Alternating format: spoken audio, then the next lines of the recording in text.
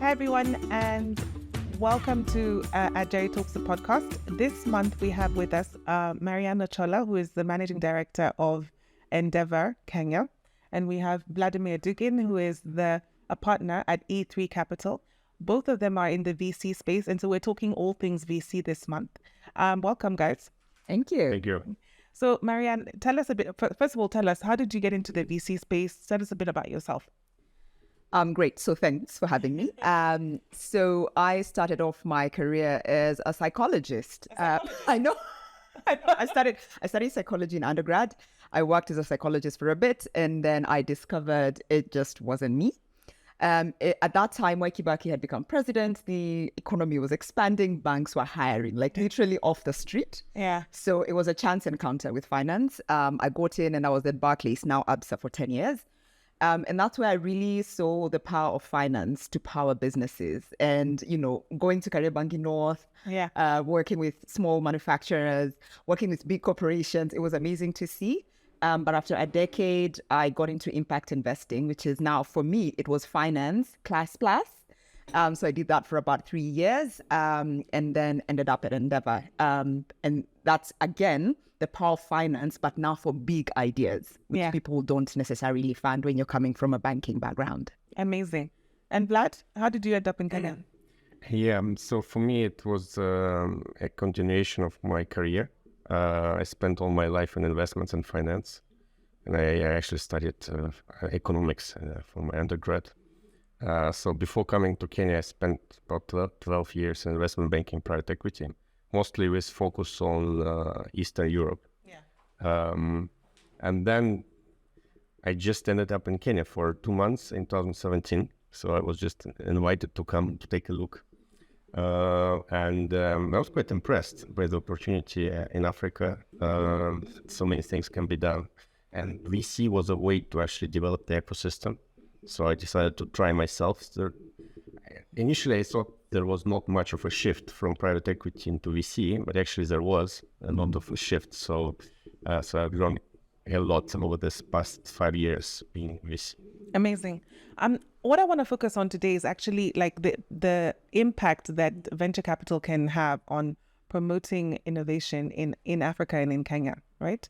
And Endeavour is a huge part of the ecosystem in that regard, and so is E3. But we'll talk about the differences before. But how did Endeavour, first of all, come into this market, and what are Endeavour's aims? Yeah. So Endeavour seeks to build a community around people that dream really big. Yeah. People that think about scale right from the beginning, but people that also understand that the only way we're going to grow an ecosystem is if those people pay it forward. So it sort of becomes a continuum. Yeah.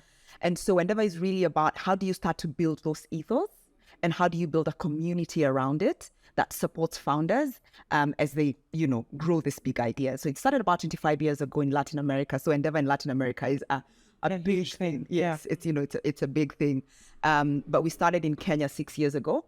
And it was really about getting those initial fast founders and the right ones. Yeah. So Cellulant, think Twiga, think Vivo, and how then that has a regenerative effect. And we now have 16 companies in the portfolio, still maintaining this ethos and still building a community around founders who aspire to be that. Amazing. And what about E3 then? Well, we have a specific mandate that's focused on climate. So our first fund was focused on energy access and different solar solutions or productive use of energy. And our second fund is focused on climate tech and any solutions that reduce CO2 emissions. We basically support entrepreneurs who contribute to this ecosystem with different types of solutions. But in a nutshell, our thesis is very simple. Traditional infrastructure in Africa, it has not been created despite billions invested. So we are trying to back entrepreneurs who are plugging this gap and bringing those solutions that are meant to actually allow people get access to internet, get access to electricity, or just reduce cost of electricity. Yeah, so yours is impact in that way. The companies that you mentioned, Maryanne, are great companies. They're examples of, the top end of venture capital companies in Africa. How did you identify them, first of all, and how then were they able to scale and grow with the help of Endeavor? So we like to say at Endeavor that these companies were going to scale anyway. Yeah. Right? That an entrepreneur who starts to build, who dreams big and starts to build for scale, will do it anyway. So I think for us is how do you shorten that journey? And how do you make sure that, because the entrepreneurial journey can be quite lonely, and entrepreneurs do say that over and over again. How do you make sure that founders are having peers, supporting the people who've experienced these challenges before, and not just locally, but also globally, so that journey is not as difficult as it would be. So in terms of identification, then we start with who are these founders, and the best way to find them is by getting founders recommend them, because you see your kind when you see them. Is getting members of the community, investors, mentors, refer them to us. So a lot of it is really through the community, and then we take them through a selection process that looks out for these things, all the way to the global international panel before they're able then to join the community and pay it forward as well to the next generation of founders. So they have to be willing not only to, well, first of all, see the growth that they have the potential of, becoming, and then also become part of the community in terms of helping other companies then, also scale as well. Yeah. I mean, that's a great model for community building, and also just to demonstrate the power of, relationships.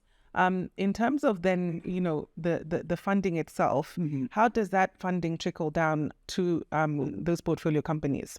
So we think of portfolio support in 3 buckets. So one of them is access to talent. A lot of founders, as you're scaling, you don't necessarily have the talent that you can afford it, particularly when you're scaling. So we have partnered with global institutions, such as Harvard, Stanford, to have MBA teams come and sort of support founders through specific challenges. And then we also work with companies like Bain, who send externs to work with them. But also we have mentors in our market who've been there, built businesses, contribute their time pro bono. So that's sort of access to talent. The second piece is access to markets. Endeavor is in 41 countries around the world. So if you're scaling and your next target is Pakistan, there's an Endeavor office there. And, so there's a friendly face that you can reach out to. And then the third is access to capital. So that's 2 ways. One is through building our own community, to include investors and sort of being that matchmaker, who, if you're in clean tech, you probably want to speak to Vlad and, connecting you with investors. But the second is also 10 years ago, we realized we needed to back our own founders. So we set up Endeavor Catalyst, which is a global fund, only invest in Endeavor entrepreneurs. And I think the beauty of it is that LPs in that fund are Endeavor entrepreneurs themselves. Oh, wow. Okay. So not all, but like the last fund, a third of them were. So that really closes the loop with this value of paying it forward. Yeah. And it also means that because they are investing themselves, they actually believe in the companies that they're investing in. So what about you, Vlad? Is first of all, how much are your investments in portfolio companies, and how does the money trickle down to them? How do you give them support? Yeah, it's a very good question. We typically invest, at least with this new fund, we will invest from $500,000 to $3 million. That's the initial ticket. And typically it's seed to Series B. Yeah. We don't come too early. So the company needs to have some sort of like a proven business model and some revenues ideally. And then, so what we are trying to do, again, we also backed few companies where we are the only institutional investor. Yeah. And some of the companies from our first portfolio did not exist. So we met, it started just us talking to few founders. There was not even a company. But the nature of our business is that we don't invest in any fancy hardware or IP, etc. Because, again, energy storage or solar panels, again, it's not really about anything like high tech. It's more about the success depends on execution capabilities of the founders, of the founding team. And execution typically means 2 things. You need to be able to scale, plus you need to be able to fundraise. And then depending on the nature of entrepreneur, they struggle with one or another. It's very rare when you have like ideal team who can do both. Yeah. So what we are trying to do, and we back a lot of local entrepreneurs. We like local entrepreneurs. We back entrepreneurs from different frontier markets, Mali, Zimbabwe, Chad. Those entrepreneurs typically know how to execute. They reach profitability sooner than later, I would say. But they scale to fundraise.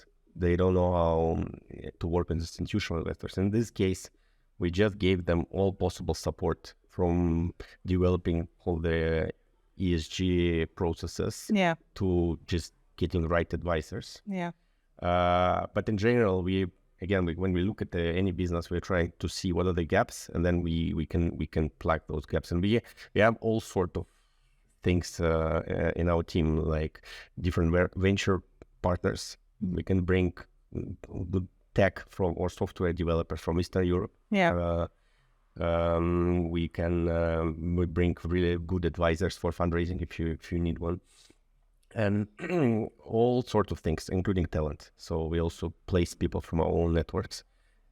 And last but not least, sometimes because we've made investments almost in every country in Africa, we have partners from almost everywhere. So if you decided to go, I don't know, to Burkina Faso, and you're from Kenya, we can, in 15 minutes call, we can connect you to the right partner. I mean, that's great. That's great.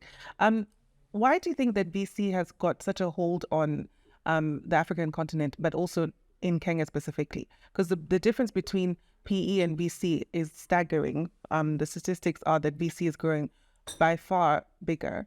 Why do you think that is? Well, it's a very good question, and we can start with all the PE funds and the PE ecosystem in Africa. There is no deal flow. Just there is a lack of deal flow. You can look at the deals in Kenya. People are selling hardcover one to another, Java, etc. So the problem is the deal flow. And that's why. And the problem is for many PE funds, once a VC deal reaches their ticket size, it's already overpriced. So they had no choice to go down to be able to participate in this VC ecosystem as well. So, and that's why VC is so big, because like a lot of things need to be created from scratch, and you need good entrepreneurs. And that's why everyone is going into VC, including large PE funds. I think almost every big PE shop is going to have a VC arm very soon. So by deal flow, do you mean that there isn't enough innovation that has happened in the market so that, it's trading between the largest entities for PE? Is that what you mean? There's just not enough companies to buy the back. Yeah, and that's innovation based, right? Yeah. So how your model is, recommendations. How do we actually promote innovation to get to the heart of where people are actually, creating things that are innovative enough for VC companies to be interested in them? Yeah. I mean, it's a good question, because and that's where we take an ecosystem approach, because we do say entrepreneurs are everywhere. Like, you go to the most remote part of this world, you will find an entrepreneur. But opportunity, and in this case, an enabling environment where if you have a good idea, you can develop it to its fullest potential. That opportunity is not everywhere. And that's why we do take an ecosystem approach, because it's not just getting entrepreneurs and talented entrepreneurs. It's getting accessible funding, the right, sort of capital that's designed for those ideas. It's getting enabling policies. And right now there's a lot of, conversations around the finance bill, around, all of these things. And, this is your forte, because it impacts how far some of these ideas can go. And it's also about, talent. Are there people that can support these founders as members of staff? So all of this, so academic institutions and how they're meeting at the moment, when you talk about tech talent, when you talk about, so it's all of those things combined. And that's why founders need everybody to pull their weight, not just, the founder themselves. But I think there's also an innovation curve. And Africa sort of, we've seen in Nigeria, companies go all the way to exit. You've seen companies like Paystack, but in Kenya, we're still sort of going up that. So it's also a question of time. Yeah. So I genuinely feel it's both of those things, but we also have to have some patience, because building takes time. Yeah. I mean, I completely agree with you. And we have to create an ecosystem where there's an enabling environment for people to find the talent, have the confidence to be able to make those investments, and then, as you've said, exit. But the question that I have for you, Vlad, because you recently closed your fund, and congratulations on that. Was it tough fundraising? It was very tough. It was. What was the toughest part? I think so. We started, we closed 2 weeks ago, and we started fundraising process maybe more than 1.5 years. Wow. Okay. And I would say it was really bumpy road. I think for a few moments we thought it wasn't going to happen. Yeah. But then luckily it all got fixed. But it was just very stressful because there were always some challenges coming all over. But I think what saved us in the end of the day is that we are quite unique in terms of our portfolio and the way we work with our LPs. So for our first fund, we created a lot of co-investment opportunities for our own LPs.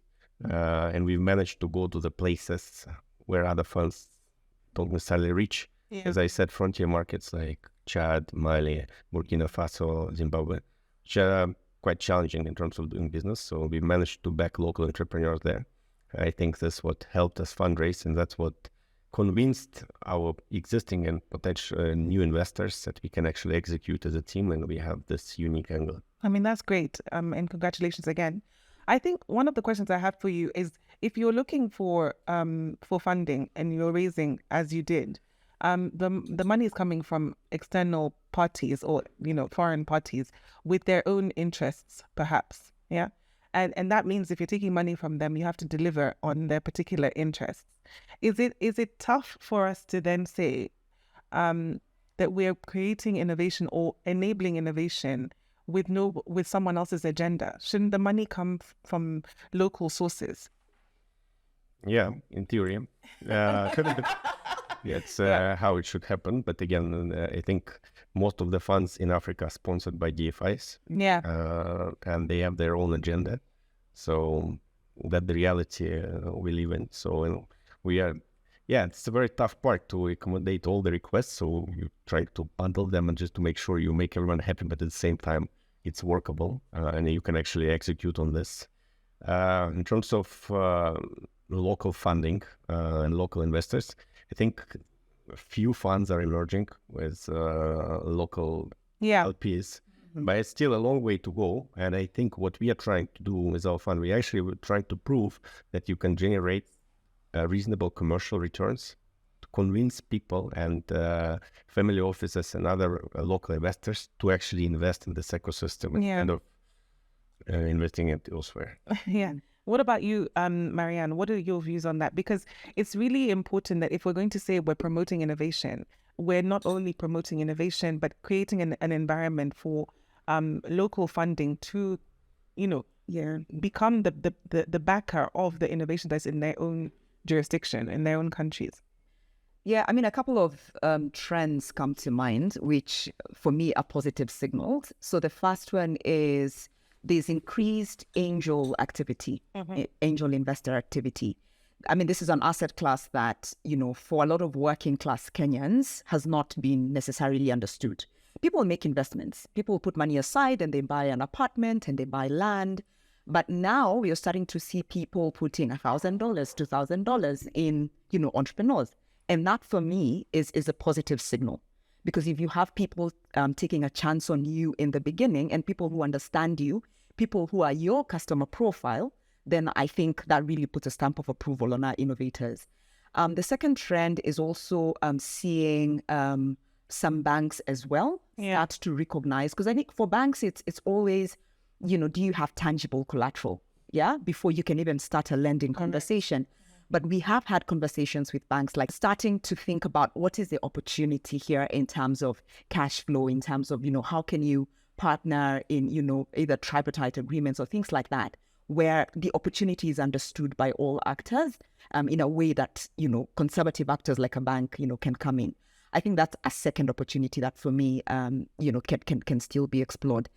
But as Vlad says, a lot more should be done from a local capital angle. Otherwise, as long as all capital is foreign, then I think there are limitations, to how far capital providers can go in this market. Yeah. And also just, to say that in doing this podcast, we're trying to advertise the fact that you can be an angel investor. You can, put money where you see there's a potential for innovation. Yeah. And we need to promote that really a lot more in this country. The other thing I was going to ask, and this is specifically relevant to you, Vlad, is on the areas of investing, because you've said, you're focused on climate. Innovation does not happen specifically in climate. Yeah. But is it a problem, or should we be concerned that the investments are in like sexy areas like fintech? Climate change is very hot these days. Instead of just looking at whether there is actually an innovative idea that can scale. Vlad? Yeah, I think it's potentially an area of concern. You're just going to agree with everything I say. Well, that's true. Yeah. But yeah, and we do have specific mandates. And also, this is because of the nature of the ecosystem. Would you have been able to raise if you had not said climate? If you had said, we'll just do retail, for example? This we don't know. Maybe yes. We'll never know. Maybe not. But we had track record in climate. That's why. Oh, I see. And that's a very hot topic as well, because it's a problem, and it's very important for Africa in particular. And luckily for all of us, all these business models and innovations actually make sense in Africa, make commercial sense. And that's why I think it's going to keep growing. Yeah, I mean, there is a controversy in terms of whether or not climate in Africa makes sense. Yeah, because people always argue that, the climate conversation should be happening outside of Africa, seeing as most of the damage was not caused in Africa. That's for sure. Agreeing again. Yes, because it's true. But I think, again, in Africa, all this climate solutions make sense. They don't need, in certain cases, they do need subsidies, but in many cases, they don't. So for any, a good example is commercial industrial solar. Yeah. The LCOE, levelized cost of electricity, of solar power in Africa, it's now below what you get from the grid. So it makes a commercial sense, and all we need to do is just to execute. And just to give you an example from our portfolio, so when we started looking at C&I sector, commercial industrial solar sector, it was almost 8 years ago. Again, it seems very obvious, but then you can't really order those panels, and if you take a loan from a bank, the interest is so high that it actually kills all the economics of the project. So we start looking into this financing. Can we actually make it work? And that's how we backed 4 C&I companies in our first portfolio. And these are actually the winners in our portfolio. There is nothing really super new there, but this has an extreme impact on the overall ecosystem. It allows many commercial and industrial customers all across Africa to be more efficient. In South Africa now, with everything that's going on there, I mean, this is the only way to survive. With all the power cuts, it has a major impact on the overall ecosystem, and it allows the economy to actually continue functioning. Yeah. And is the manufacturing being done here in Africa of the panels? I don't think so. It hasn't happened yet. They looked at few projects, but I think it didn't go through. So most of the panels, I think, are still coming from China. And I think this will continue for a while. But essentially, we're already seeing people trying to set up at least assembly facilities for energy storage in different markets. I think it's going to happen later. I mean, that would really be innovative for Africa, really. Yeah, that's what we want to see in the end. What about you, Maryanne? What is your view on the sexy areas of investment for VC? Yeah. I mean, I think we need all of it because when you think about the sort of problems that VC-backed companies are solving, it's going to markets where no one, and creating entirely new markets, last mile servicing, whether it's e-commerce, whether it's, solar. So there's so much opportunity. So I think for me, the more the merrier. If we're going to get clean tech investors, fintech, I mean, we need all of it. I don't think there's a point in cherry picking. Yeah. We just need all of it. And Endeavor doesn't cherry pick, right? No, for us, if you're built for scale from the scale beginning, is and the you're key. a high growth company, Yeah. it really doesn't matter what sector. And our portfolio runs all the way, from renewable energy, clean tech, fintech, healthcare. It's all of it. Yeah, Okay. yeah. Can you give us examples of the success stories that you've had so that we can, from the beginning to scale? I think you mentioned Cellulant, I think. Yeah, and every company really that's on the portfolio is a success story in their own right. Yeah. And I mentioned Cellulant because they were the first Endeavor company in Kenya. So at the time, Ken Joroge and Bolaji, were looking to raise their Series C, and they really, at that point, the concept of fintech wasn't really understood. You're just doing payments. That's and so they went to the market and they pitched, to all these investors, as most founders will say, a lot of doors being shut on your face. And so going through the Endeavor process for them and really meeting both local mentors as well as global, mentors in those panels, and eventually getting accepted, and eventually raising what was the largest fintech deal, at that time. Yeah. I think, and seeing how they've gone on to where they are now, across multiple countries in the continent, broadening their offering, I think for us is really what the network and the community is for, opening doors for you and connecting you to a global network that then makes it easier for you, to do something you'd have done anyway. Yeah. But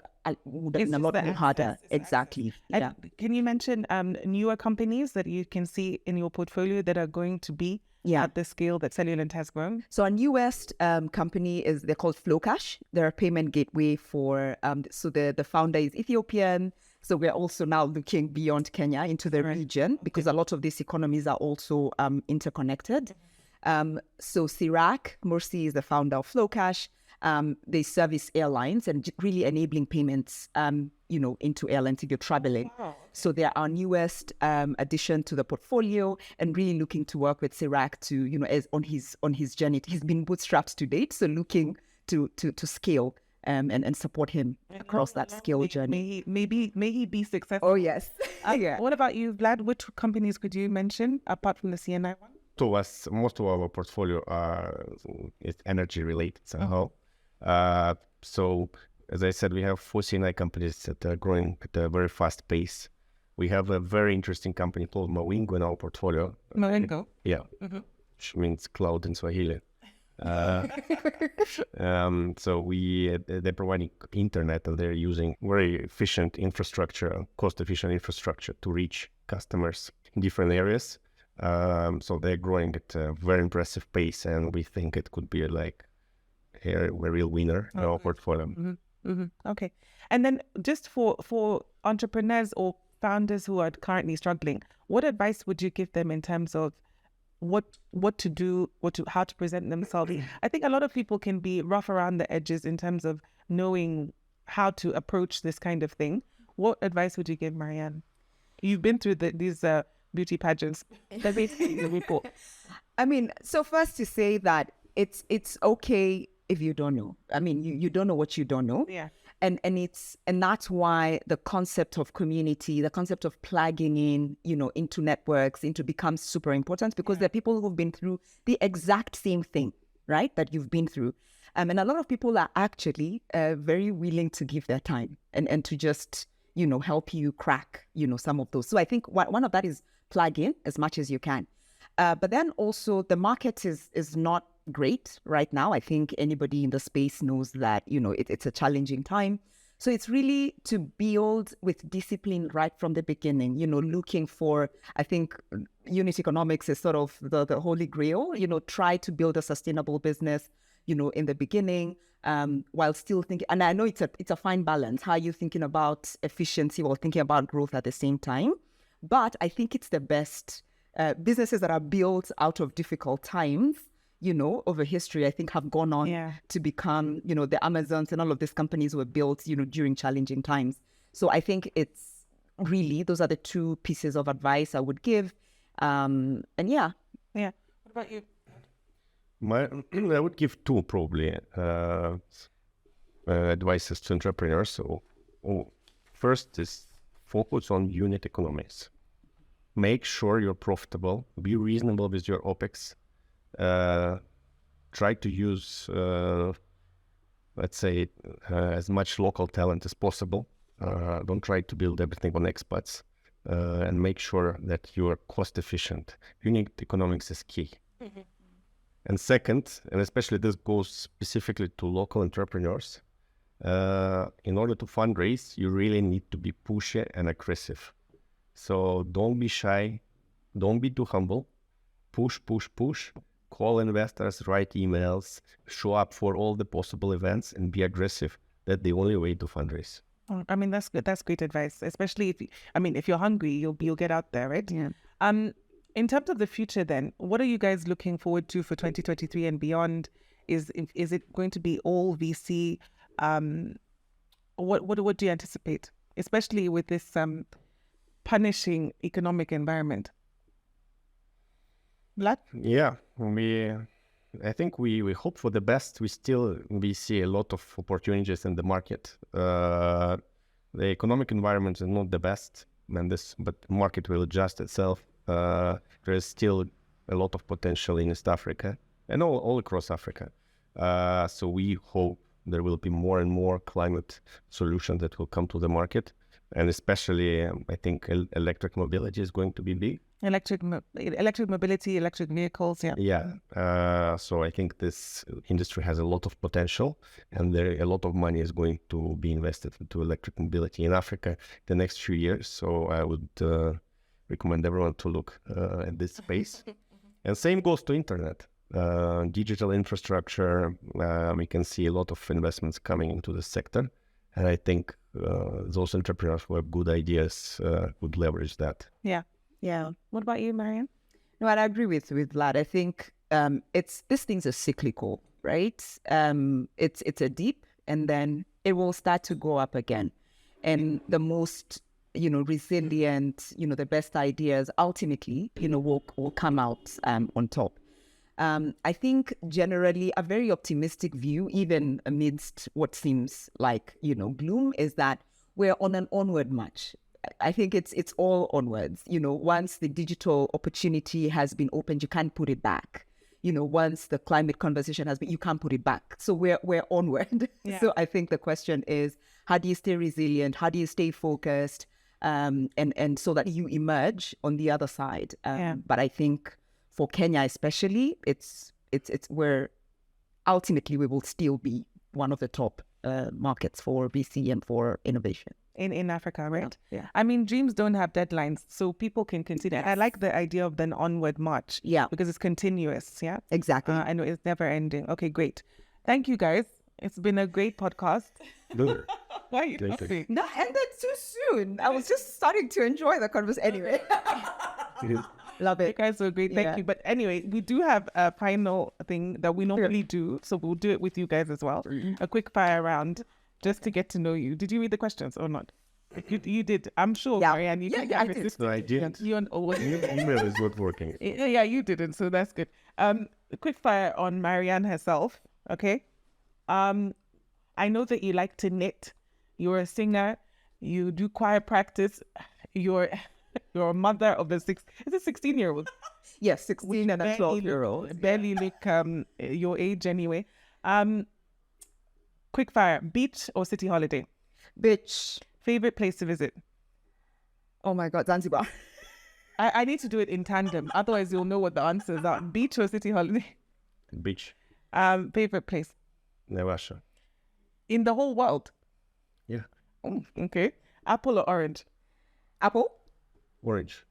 Flat or sparkling? Sparkling. It was sparkling. You get one song to listen to for the rest of your life. What is it? Hasta mi final by Il Divo. Oh, that's nice. You? Marc Anthony, Vivir mi vida. I've never had that song. Pizza topping of choice? Pineapples. I'm a fan. You? I like this one, Napolitana with anchovies. Anchovies. Yeah. Okay. Favorite drink? Ooh, rosé. Rosé. Probably wrong. Rum. Yeah. Cuban rum. Not necessarily, but Latin American. Yeah. Latin America. Can I add a later addition? Yes. Something I've just discovered. Okay. You should definitely try the Kenyan original ciders. They are amazing. I actually did, and they're an Endeavor company, right? No, they're not an Endeavor company, but I mean, they're part of the network. But really, try their ciders. Yeah. I mean, I have tried it. It's actually quite good. And they also have a gin brand. We should be promoting local, exactly. Yeah. Maybe you should be taking drink. Yeah. Are we allowed to do that? Yeah. Much honest conversation. But you've been great. Thank you so much. You guys have been a great guest. Thank you so much for taking the time. We'll see you guys next month. Bye. Bye.